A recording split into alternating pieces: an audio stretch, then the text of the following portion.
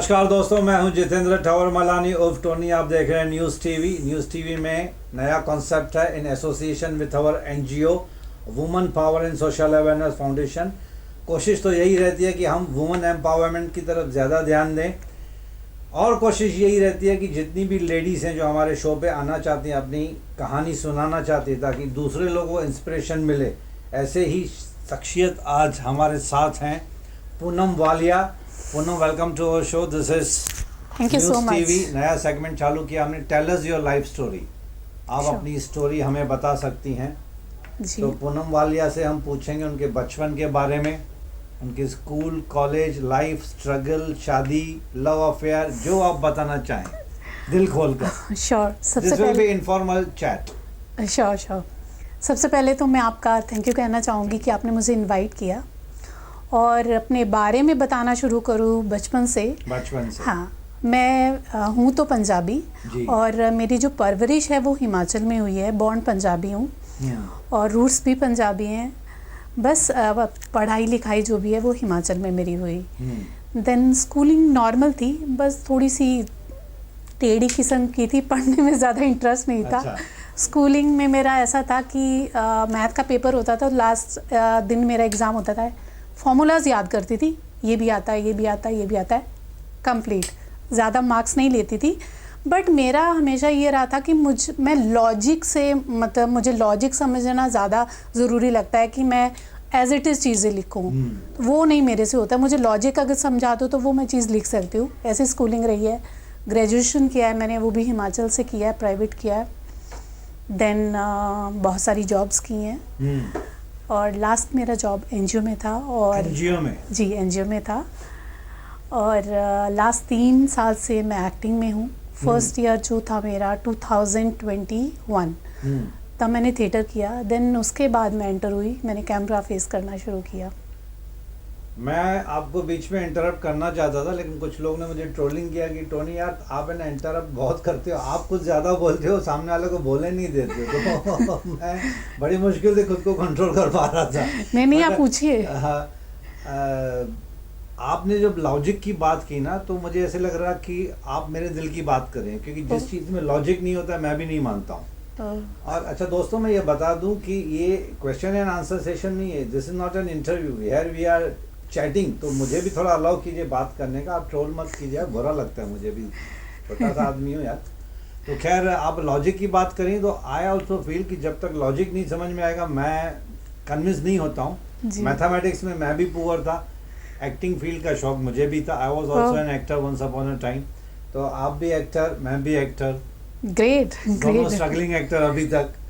Struggling actor, aspiring we can say, एक अच्छा सा डिसेंट नाम दे सकते हैं, स्ट्रगलिंग नहीं बोलेंगे, एस्पायरिंग एक्टर्स। खैर अभी तो हमने एक्टिंग का शौक छोड़ दिया, अभी तो पूरा time news TV and NGO ही है। खैर बैक टू यू। दिन आपका है, लाइमलाइट में आप हैं, आप मैं नहीं। तो एनजीओ ज्वाइन कैसे किया आपने?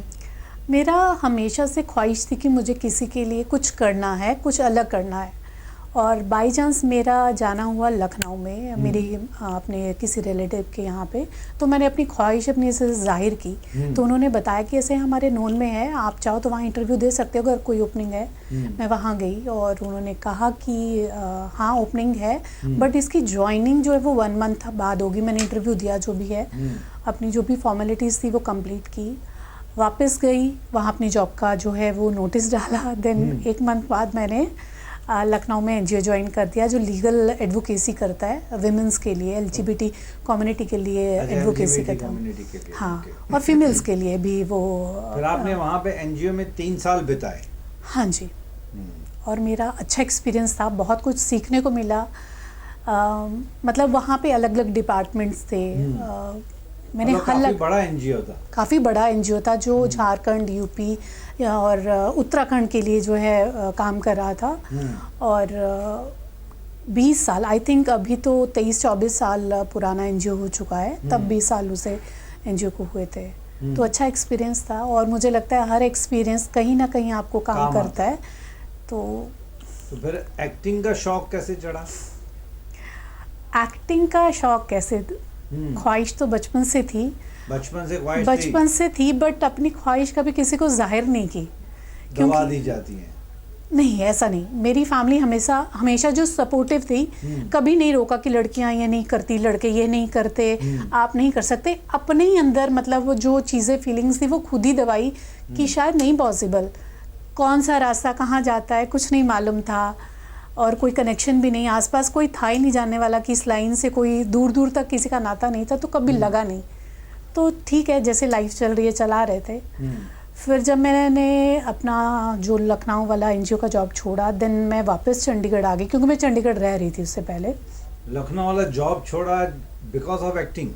नॉट बिकॉज ऑफ एक्टिंग, मुझे नहीं करना था जॉब, क्योंकि मुझे सेटिस्फेक्शन नहीं हो रहा था। अच्छा। मुझे काम करना इंजॉय कर रही थी, बट मैं सेटिस्फाइड नहीं हो रही थी। जिस मोटिव को लेकर जो मेरा मोटिव था वो मुझे नहीं लग रहा था कि मैं अचीव कर रही हूँ, मुझे वो खुशी नहीं मिल रही थी। और मैंने कभी पैसा नहीं देखा है, मुझे ये था कि मुझे सेटिस्फेक्शन मिलनी चाहिए, मुझे काम करके मज़ा आना चाहिए। मैं काम को इंजॉय करती थी, क्योंकि मुझे वहाँ पे हर लोग, पॉलिटिक्स हर जगह चलती है, वो इंजॉय भी करती थी। मुझे जब चैलेंज आते थे बहुत स्ट्रांगली लेती थी और कंप्लीट करती थी, उस चीज़ की मुझे खुशी भी होती थी। बट स्टिल मैंने डिसाइड किया कि मैं आगे नहीं कर पाऊँगी इसको कंटिन्यू।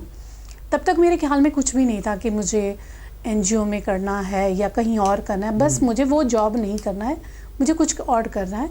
तो मैंने वापस मैं अपने चंडीगढ़ आ गई, क्योंकि मैं चंडीगढ़ में थी पहले। देन जॉब ढूंढ रही थी। फिर मेरे मन में ख्याल आया कि मेरी ख्वाहिश थी कभी कि मुझे एक्टिंग करनी है, थिएटर ज्वाइन कर लेती हूँ। कि ऐसा नहीं, तब भी नहीं सोचा कि मुझे एक्टिंग जाऊँगी या करूँगी, बट शौक पूरा करने के लिए पार्ट टाइम मैं एक थिएटर ज्वाइन कर लेती हूँ, और टाइमिंग मैं वो लूँगी जो मैं जॉब के साथ कंटिन्यू कर पाऊँ।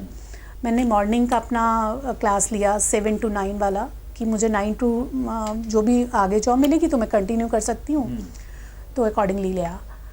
जॉब ढूंढ रही थी, बट ये हुआ कि धीरे धीरे एक्टिंग का शौक जागता गया और जॉब का चीज़ें कम होता गया। इंटरव्यूज दे रही थी, बट वो बात नहीं बन रही थी। मतलब आपने थिएटर ज्वाइन कर लिया? हाँ, थिएटर ज्वाइन कर लिया, प्रोफेशनल थिएटर मैंने ज्वाइन कर लिया।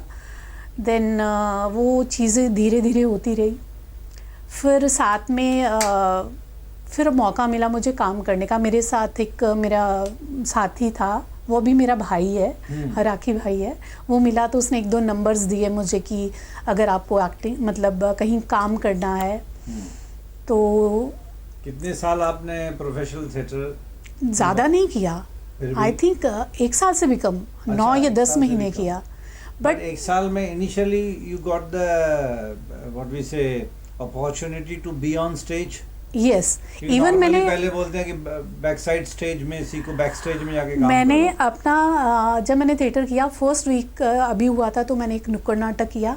फर्स्ट मंथ कंप्लीट होने पे मैंने अपना फर्स्ट थिएटर प्ले किया, जो स्टेज पे परफॉर्म किया अपनी टीम के साथ। आप लीड में थी? आप लीड नहीं थी, वो एक प्ले ही ऐसा था, दौलत खान की दिवाली प्ले था, तो वो ऐसा था कि सभी करेक्टर जो है बराबर थे। हाँ, वो पार्टीशन के टाइम का प्ले था। वो मैंने फर्स्ट मंथ में किया। फिर धीरे धीरे चीज़ें बढ़ती गई, नॉलेज बढ़ती गई। फिर दिमाग में कैसे आया कि मुंबई चला जाए?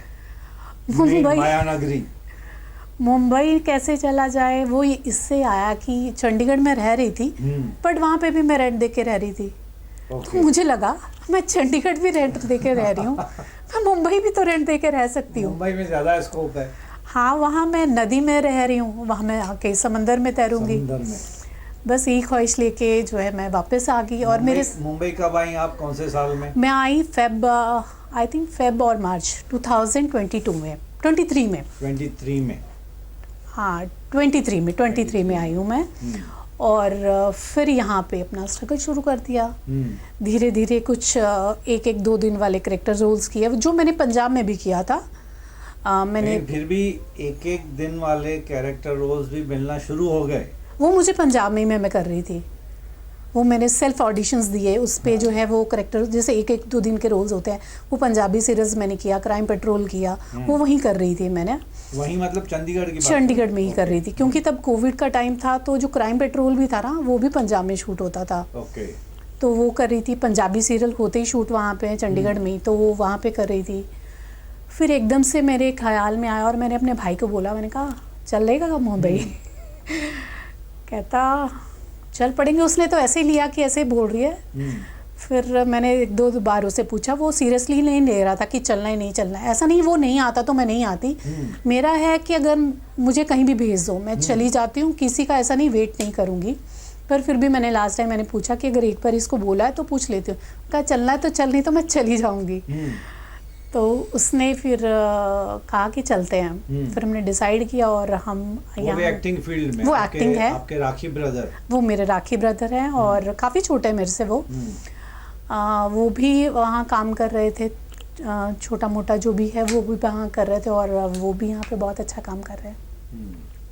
बस लाइफ स्टार्ट होगी। फिर मैं वापस एक पंजाब शूट करने गई थी, एक वेब सीरीज़ का।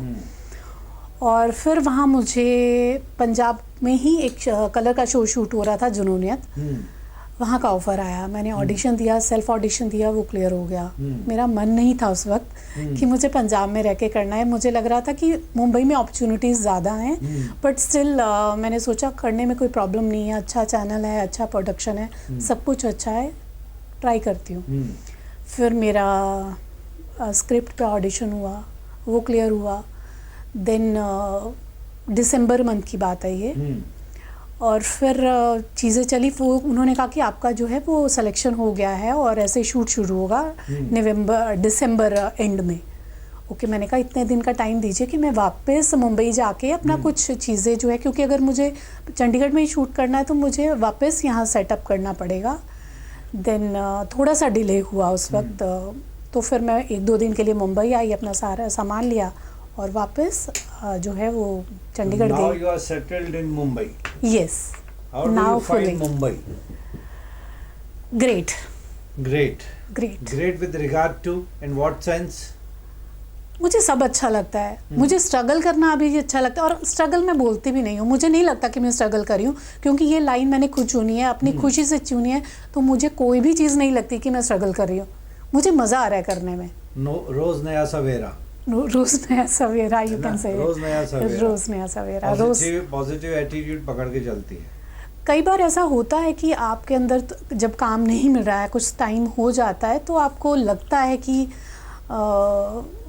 कुछ चीज़ें आपको वो कर रही हैं, बैकफायर कर रही हैं। बट स्टिल मेरा है कि मैं कुछ देर में अपने आप को मोटिवेट खुद कर लेती हूँ।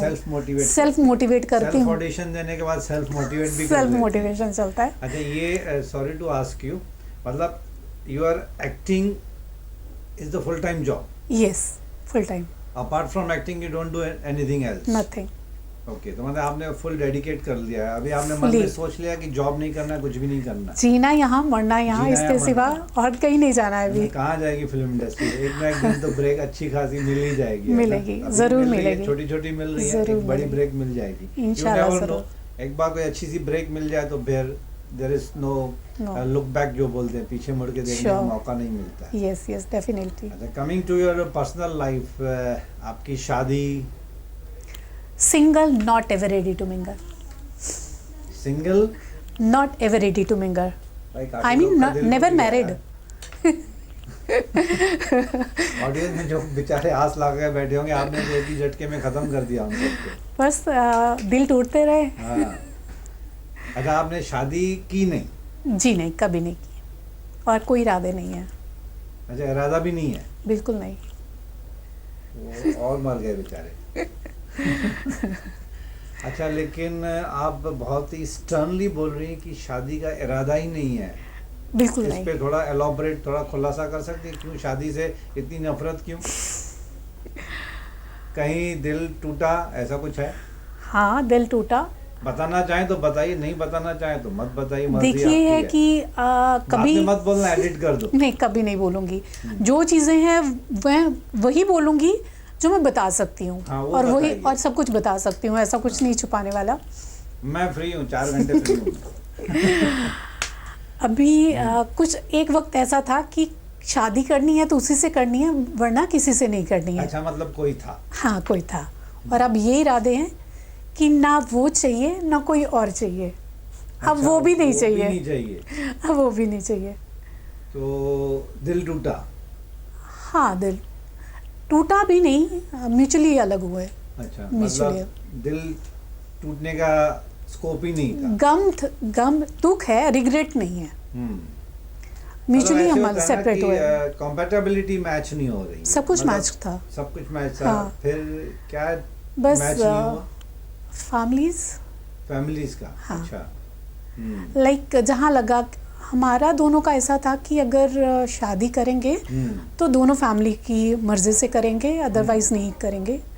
फर्स्ट मैंने इमोशनली उनको डिटैच किया खुद से, देन बाद में चीज़ें खुद समझी दोनों ने, देन फिर म्यूचुअली डिसाइड किया कि अलग होते हैं। अभी अलग हुए कितने साल हो गए? 10 years। अच्छा 10 years। इसके बीच में कभी कोई कांटेक्ट कोई नहीं अच्छा है। नहीं लगा? नहीं। अच्छा। इस दिल को कोई जचता नहीं। कोई मिस्टर राइट उसके बाद नजर ही नहीं आया। राइट वालों को लेफ्ट में रखते ही नहीं। भाई हम मिस्टर राइट में से कोई भी नहीं है। चलिए, तो इसके बाद आपका इरादा ना शादी करने का कुछ आया ही नहीं मन में ख्याल, ना ही कोई इमोशंस पैदा हुए? हाँ, बट यू लेकिन नेवर नो, आगे चल के कोई भी हो सकता है। एक बात कहूँ कि आगे चलने को लेकर बात करूँगी कि अभी यही इरादा था कि कभी शादी नहीं करूँगी, लेकिन कुछ टाइम से मेरे मन में एक चीज़ आई है कि कोई परफेक्ट, मुझे नहीं लगता कोई परफेक्ट होता है। स्टिल कोई ऐसा इंसान आया लाइफ में तो चांस दे सकती हूँ, लेकिन अभी मैं नंबर दूं? नहीं, किसी का भी नहीं चाहिए। बट ये भी है कि टाइम पास किसी से नहीं करना है, अफेयर भी उसी से करना है जिससे शादी करनी है, और शादी भी मुझे नहीं करनी है। तो मतलब अफेयर ही नहीं करना।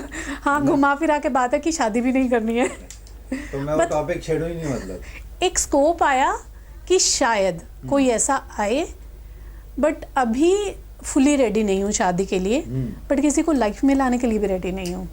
मतलब अभी in short you want to focus only on your career, that too फिल्मी career। yes। और कुछ चाहिए ही नहीं। yes। जॉब करना नहीं है। नहीं। एनजीओ वाला जॉब भी आपने छोड़ दिया तो फिर से जाने का मन नहीं है, लेकिन वो पूरा इन फ्यूचर में सपोर्ट करूंगी ऐसी चीजों को जो मेरी ख्वाहिश, जिन ख्वाहिशों के। हाँ, मछली की आंख वाला अभी मेरा वॉलपेपर देख सकते हैं आप। अच्छा, तो अभी focus only and only on फिल्मी कैरियर। यस।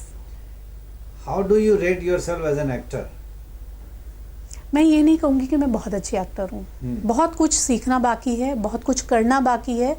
और मुझे लगता है जब आप काम करते हैं ना तो धीरे धीरे बहुत चीज़ें आप सीखते हैं। इवन आज भी जब मैं कोई काम कर रही होती हूँ तब मुझे लगता है एक सीन करने के बाद में मुझे खुद को रियलाइज़ होता है कि ये मैं और अच्छा कर सकती थी। तो मुझे लगता है एक एक्टर में हमेशा स्कोप रहता है बहुत अच्छा करने का। आज दिन तक मुझे नहीं लगा कि ये वाली चीज़ मेरी परफेक्ट थी कि इससे अच्छा मैं कभी कर नहीं सकती। मुझे लगता है अभी बहुत स्कोप है और मुझे बहुत कुछ सीखना है और बहुत कुछ करना है। मुझे स्कोप हमेशा लगती है अपने आप में, मुझे बहुत कुछ सीखना है अभी। What about your parents? They are no more. They are no more. No. When did you lose your parents? When I was in class 11th, I lost my mother. Daddy, दोनों? That time I lost my mother. And 2009 I lost my father. वहीं पंजाब में, चंडीगढ़, हिमाचल में। Okay, तो आपका मतलब बचपन पूरा हिमाचल में गुजरा है? जी। हिमाचल में कौन सा, कहाँ पे? कांगड़ा डिस्ट्रिक्ट। हाँ, Kangra district. Kangra district. I love ये हिमाचल प्रदेश। आपने मंदिरों के नाम सुने होंगे, ज्वाला जी, चिंतपूर्णी, बस उसी के सेंटर में मेरा प्लेस है। तो नाम सुना है। और हडिम्बा टेम्पल। हडिम्बा मनाली, वो दूर है। मनाली में ना हडिम्बा? हाँ, हडिम्बा मनाली में। अच्छा लगा था। I like Shimla mall road, बहुत अच्छा। Shimla is also very far from our place. Solan, Shimla, ये काफी बार हम लोग जाते थे वहाँ पे बचपन में। ओके। शिमला में मुझे अच्छा लगता है मॉल रोड खास तौर पे। तो खैर अभी तो बहुत ज्यादा डेवलपमेंट हो गई है। हाँ, बहुत। मैं लास्ट टाइम गई थी, मेरा पासपोर्ट रिन्यू होना था, तब शिमला गई हूँ। Otherwise I never been to Shimla. अच्छा, वापस नहीं जाते? शिमला मेरे लिए अलग है।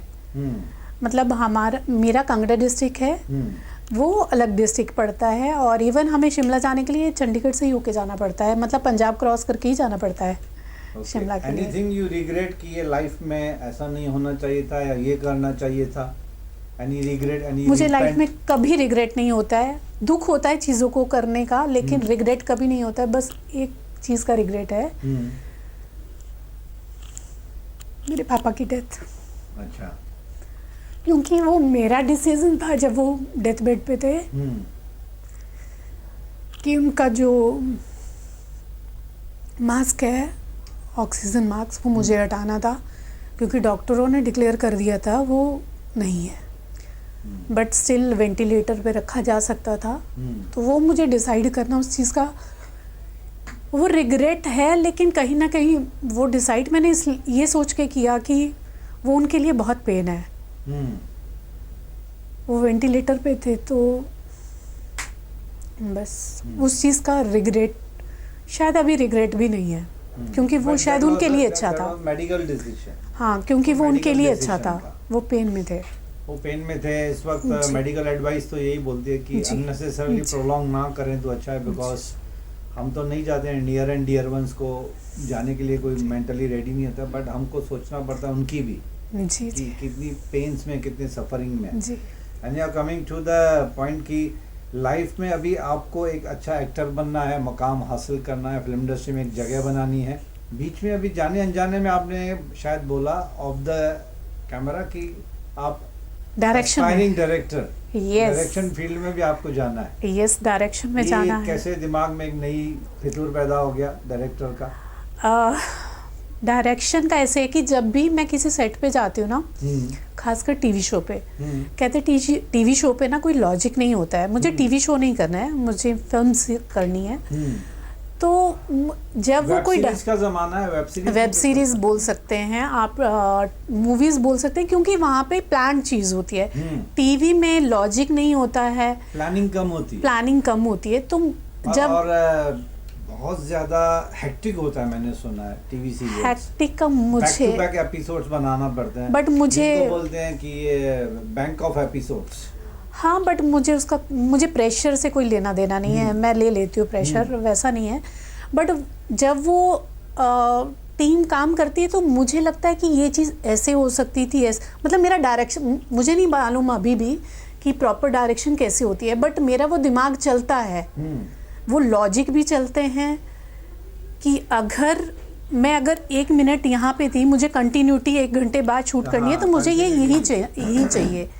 तो ये ऐसी लॉजिक वाली चीज़ें, सिस्टमैटिक प्लानिंग और सिस्टमैटिक काम थोड़ा कम होता है वहाँ। हाँ, और एक डायरेक्टर वाला जो माइंड है, मैं लोगों की चीज़ें सुनती हूँ, देखती हूँ, तो मुझे खुद को भी फील होता है कि वो मेरा माइंडसेट वैसा है। तो मुझे लगता है कि अगर मैं चाहूँ तो कर सकती हूँ। और आज दिन तक मैंने हमेशा वही चीज़ की है जो मैंने पहले कभी नहीं की थी, पहले कभी नहीं की, मतलब चाहे वो जॉब हो या कुछ भी हो, मेरे लिए हमेशा मैंने बस सीख के वो सारी चीज़ें हमेशा की है। तो मुझे लगता है वो भी कर लूँगी।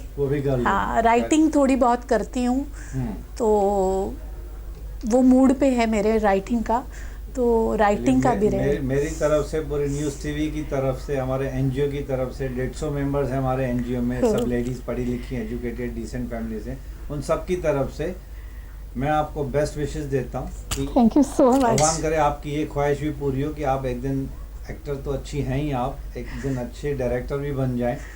एंड कमिंग बैक टू, पता नहीं क्यों जब आप बात कर रही थी, मन में, जहन में एक सवाल वापस घूम रहा था। प्रपोजल्स तो बहुत आते होंगे अभी भी आपको, मैरिज के आते, पार्टनरशिप के आते, उसको टर्न डाउन कैसे करती हैं आप? कभी तो सोचती होंगी कि नहीं यार, चलो एक लाइफ में पार्टनर का होना ज़रूरी है, कि कहीं मॉरल सपोर्ट मिल जाता है, कहीं शाम को आके किसी के कंधे पे अपने दुख सुनाए। मैं खुद से सुना लेती हूँ, खुद के कंधे पे ऐसे। you need a partner? No, that person is दीवारों से बातें करने की आदत सी पड़ गई? नहीं, खुद से बातें करने की आदत है। अच्छा, खुद से बातें करने की। You don't require a partner? No. As on date अभी? Till now? नहीं। मतलब बिल्कुल नहीं। चलिए, जाते जाते एक अच्छा सा मैसेज। आई नो अभी this during the last 20-25 minutes end of the camera जो हम चैट कर रहे थे, मेरी अजम्पशन या फिर मेरी रीडिंग, मेरी ऑब्जर्वेशन ये है कि a lady with the strong will power, I can define you as a Poonam Walia, a lady with the strong will power, determination, dedication, करना है मतलब करना है, कम वॉट में, है ना, किसी के सामने झुकना नहीं है, कभी नहीं, कास्टिंग काउच चलता है, चलने दीजिए, आते जाते हम रहते हैं। उसके ट्रैप में नहीं पड़ेंगे। नहीं पड़ेंगे। राइट? जो कर रहा है करे, हम लोग को नहीं करना है। नहीं करना। एंड विल पावर इतना स्ट्रांग कि हासिल हो ही जाएगा, आज हो ही नहीं जाएगा। तो कल, वक्त लगेगा लेकिन हासिल हो जाएगा। हो जाएगा। ये मेरी रीडिंग सही रीडिंग है, सही रीडिंग, सही रीडिंग है। लॉक कर दूं? लॉक कीजिए। तो चलिए, मुझे लगता है हाँ। कि जब एक लड़की डिसाइड कर लेती है ना कुछ करना, वो ये कुछ भी कर मैसेज सकती है। आप लेडीज को दीजिए। बिफोर वाइंड अप, हम लास्ट एक अच्छा सा ब्यूटीफुल मैसेज अपने गेस्ट को रिक्वेस्ट करते हैं नॉर्मली हमेशा, तो आप अपने मन से एक natural candid message to all the Indian women या फिर women settled at abroad also. मुझे लगता है जब एक औरत कुछ डिसाइड कर लेती है ना, वो कुछ भी कर सकती है। चाहे वो किसी गांव से है, बिल्कुल पढ़ी नहीं है, बस उसका अपना एक तो विल पावर स्ट्रॉन्ग होना चाहिए और खुद डिसाइड करना बहुत ज़रूरी है। और सबसे ज़रूरी है उसका फाइनेंशियली स्ट्रॉन्ग होना, इंडिपेंडेंट होना। कब मतलब मैंने बहुत सारी फीमेल्स देखी हैं, वो चाहती हैं आज़ाद होना, लेकिन इसलिए नहीं हो पाती कि अगर हम अलग हो गई, सेपरेट होगी, अगर मैरिड है सेपरेट होगी तो हमारा खर्चा कौन उठाएगा, और अगर उनके बच्चे भी हैं देन फिर और रिस्पॉन्सिबिलिटी बढ़ जाती है। तो मुझे लगता है कि अगर आप फाइनेंशियली इंडिपेंडेंट है ना, तो आप किसी भी पॉइंट पे आके आप डिसाइड कर सकती हैं कि मुझे आज क्या करना है। और अगर वो फाइनेंशियली इंडिपेंडेंट हैं तो वो किसी पे निर्भर नहीं रहेंगी, और इवन फैमिली भी सपोर्ट करनी शुरू हो जाती है, क्योंकि उनको पता है कि ये किसी पे डिपेंड नहीं है, तो कल को ये हमें छोड़ के जा सकती हैं। और मोस्टली जो आदमी लोग होते हैं उनको ये लगता है कि ये पैसा तो कमाती नहीं, तो फिर हमसे बाहर कहाँ जाएगी, मतलब अंडर कंट्रोल ही रहेगी। हाँ, कंट्रोल रहेगी, क्योंकि घूम फिर के इसको आना यहीं पे है, घर भी छोड़ के नहीं जा सकती। तो जब वो उसके पास पैसा होता है ना, तो कहीं ना कहीं एक आदमी को भी डर होता है कि कमाती खुद पे, तो अगर एक बार इसने डिसाइड कर लिया तो चली भी जाएगी। तो एक तो इंडिपेंडेंट होना बहुत ज़रूरी है, और अपने आप को स्ट्रांग बनना बहुत ज़रूरी है। आपको कहीं बाहर जाना है ना, कहीं कोई ज़रूरत नहीं है आपको कि किसी सहारे की ज़रूरत है, उठो और जाओ। डर है लाइफ में, पर मुझे आप रात को कहीं भी भेज दो, मैं रेडी रहती हूँ। मुझे लगता है कि हमें हैंडल करना आना चाहिए हर सिचुएशन को, जितनी भी बुरी बस्ट से बस्ट सिचुएशन आ जाती है ना, आपको हैंडल करना जो है बहुत ज़रूरी है। और आपको ऐसा नहीं, हम पहले से रेडी नहीं होते कि कोई भी सिचुएशन, अगर मेरे पे कोई अटैक करने वाला है, मैं पहले से रेडी नहीं हूँ, लेकिन मेरा माइंड का स्ट्रॉन्ग इतना ज़रूरी होना बहुत ज़रूरी है कि मैं उस सिचुएशन को उस वक्त कैसे हैंडल कर सकूं। मुझे उस वक्त रोना नहीं है, प्रॉब्लम हटने के बाद आप रो लेना। मैं आपको एक चीज़ बताती हूँ। मेरे जब पापा डेथ बेड पे थे, मेरी सिस्टर मेरे साथ खड़ी थी, डॉक्टर साथ में थे और बात कर रहे थे, और मेरी आदत भी है कि जब प्रॉब्लम होती है तो मुझे नहीं रोना आता है, लेकिन जब मैं उसके बारे में बात करती हूँ तब मुझे, हाँ, बाद में बात करती हूँ तो मुझे, हाँ, तब मैं वीक पड़ जाती हूँ थोड़ी देर के लिए, बट संभाल लेती हूँ। मेरे दीदी साथ में खड़े थे और वो रो रहे थे। मेरे दीदी मेरे से 10 साल बड़े हैं, बट मैंने उनको थप्पड़ मार दिया। आई एम सॉरी कि मैंने दीदी को थप्पड़ मारा, बट मेरे मन में ये नहीं था। मुझे ये था कि वो डेथ बेड पे हैं, मे बी कहीं सेंसेस में वो देख रहे हैं कि मेरा परिवार रो रहा है, और अगर वो, मेरे पापा का विल पावर बहुत स्ट्रांग था और वो चीज़ मुझे उन्हीं से आई है। तो अगर कहीं लेटे लेटे भी उनके मन में वो वीक पड़ गए तो वो जा सकते हैं। तो मेरे मन में वही था कि हम उनके सामने नहीं रो सकते, बाहर जाके जो करना है करो ना, पर उनके सामने नहीं रोना है हमें। तो एक लड़कियों का, सबका स्ट्रांग होना बहुत ज़रूरी है, लड़कों का स्ट्रांग होना भी ज़रूरी है, लेकिन आज की सोसाइटी में लड़कियों का स्ट्रांग होना बहुत ज़रूरी है। So friends, this was Poonam Walia, a lady with the strong willpower. This is my study and she has endorsed my study also कि ये जो कुछ भी मैं बोल रहा हूँ सही बोल रहा हूँ। तो ऐसे लेडीज़ को इंस्पायरिंग पर्सनालिटीज़ को हमारे न्यूज़ टीवी शो के थ्रू हम कोशिश करते हैं कि आप तक इनकी कहानी सुनाएं, ताकि आप लोगों को भी इंस्पिरेशन मिले। एंड जाते जाते thanks for visiting our studio, thanks for being with us, thank you so much कि आपने इनवाइट किया। Time And thanks to all of you for being with us and listening to us. Thank you very much.